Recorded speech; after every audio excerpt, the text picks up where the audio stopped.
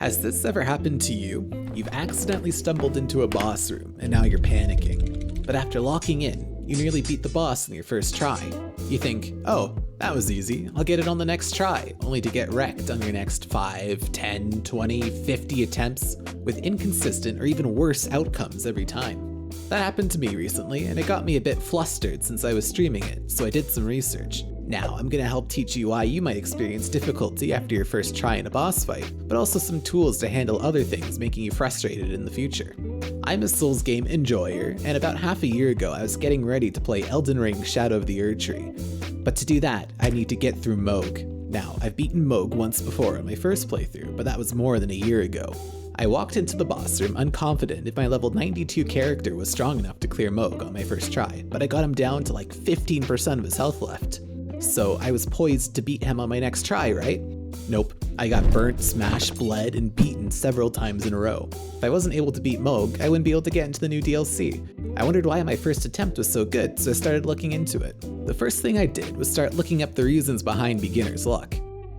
Beginner's luck is an observation of a phenomenon where people who are new to something experience a high frequency of success compared to an expert on a given activity. I wasn't expecting to find any, actual empirical evidence to directly support beginner's luck, but I did find a suggested psychological law which could help explain the performance boost. The Yerkes-Dodson law, originally developed by Robert M. Yerkes and John Dillingham Dodson in 1908, suggests a relationship between stress and performance. The law suggests that stress has a positive impact on performance for simple and complex tasks, but only to a point. When stress is low, the person is bored and uninterested, but if stress is too high, then it starts to impede performance. What that means for me is that in my first fight, my body started producing stress hormones, increasing my performance, like my reaction times. But as the attempts continued, I might have gotten more frustrated as time went on, further increasing stress and ruining my performance. Or perhaps the opposite effect occurred.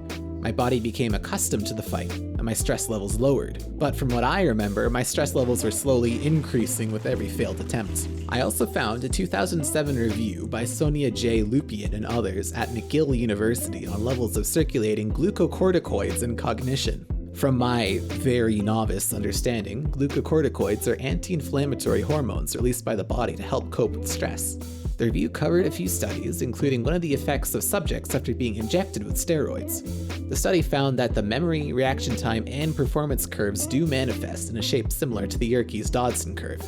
However, the review noted that in order for a situation to induce a stress response, it must also be novel, unpredictable, not controlled by the individual, and a social threat, which does sound very similar to when you walk into a boss room unprepared. I was even streaming to a few friends at the time, so that was certainly a social threat since I couldn't risk losing my gamer cred. There's also further research into the different levels of stimulation for optimal performance. Intellectually difficult tasks may require a lower level of stress to facilitate concentration, whereas tasks demanding stamina may be performed better with higher levels of stress and motivation. I think that's part of the reason why people get aggressive towards teammates in competitive game lobbies. Your teammates have experienced or were influenced by media where players perform better after being, shouted at, getting their adrenaline up. But competitive video games are hardly as physically involved as sports, so it has the opposite effect. After losing before the second phase, I recognized my stress level was clearly too high and I needed to calm down. As I was taking some deep breaths, I remembered reading about a concept in Zen Buddhism which might help explain this phenomenon. In Zen Buddhism, the concept of shoshin means having an attitude of openness, eagerness, and a lack of preconceptions, even when at an advanced level of something. In the beginner's mind, there are many possibilities, but in the expert's, there are few. A quote by Shunryu Suzuki in the book Zen Mind, Beginner's Mind. Suzuki popularized the concept of shoshin, which originated in the 13th century by Dogen Zenji, a Buddhist philosopher monk. Applied to a boss fight, or in anything in life really, you begin with no preconceptions, and therefore no biases about how to approach something. On the other hand, when you've learned or practiced something to the point of considering yourself an expert, you may fall victim to the Einstellung effect. The Einstellung effect is a predisposition to solve given problems in a manner that previously were acceptable, even if a more efficient solution exists. Basically, you get so accustomed to doing something one way, you start to not acknowledge new ideas or approaches.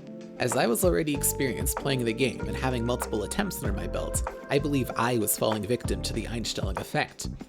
I was approaching the problem like I had with previous attempts or against other bosses which produced a successful result, without considering the unique challenges Mohg imposes. Though Shoshin is something one practices and tries to stay aware of to counter the Einstellung effect, I do believe the concept holds some truth even if you aren't actively practicing it. Having an open and clear mind can contribute to your performance when trying something new. Since you have no preconceptions of how a mechanic is supposed to work or what the optimal play is, you have to work on instinct, usually adapting in the moment. Going in with a clear head, even on the next day, lowers your expectations. Expecting to win or for certain outcomes to occur can set you up for failure and frustration. That's when I realized that after getting the boss to a low health threshold or trying the fight several times, how harmful my expectations can be. At the start, I think you benefit from your expectations. Since you don't have the expectations of winning on your first try, you're much more relaxed. Once you get excited near the end of the fight is when your expectations start to change, causing you to misplay. Your first try, you probably think to yourself, I'm gonna lose, and that's okay.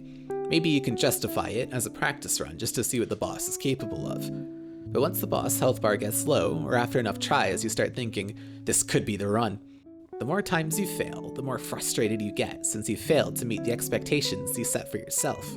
Sometimes, spending too long on a certain boss or area might also make you play more greedy since you're getting frustrated and want to move on already. I recognized I was getting frustrated and greedy going for hits that were obviously gonna get punished just to try and get me over the finish line. Playing risky can be a double-edged sword, which might benefit the novice but hurts in the long run. You may be rewarded at the start for your aggression with damage to the boss, but potentially punished near the end, contributing to why you couldn't quite finish the fight.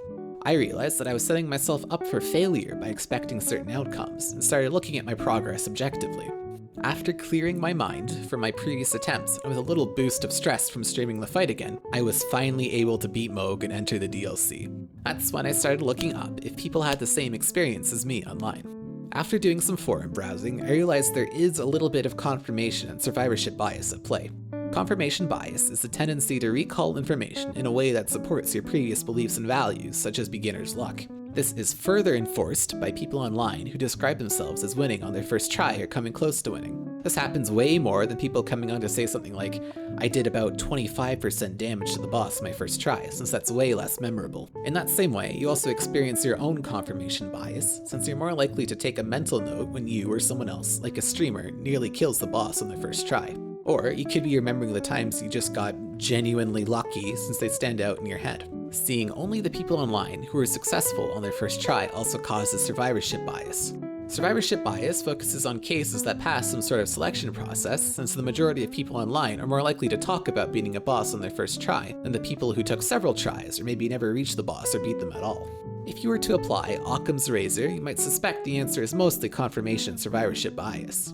But from what I researched and experienced, I believe that a little bit of stress can help, or if you're past that point, clearing your mind of expectations and limiting beliefs can help you get through that boss, or perhaps many other challenges. I'm going to try and apply this approach a bit more in my life, personally. If you're interested in other mini-essays or stories on video game related subjects, like the history of 3D rendering or what makes random chance addicting, you can check out this playlist on the screen. Thanks, I'll see you there.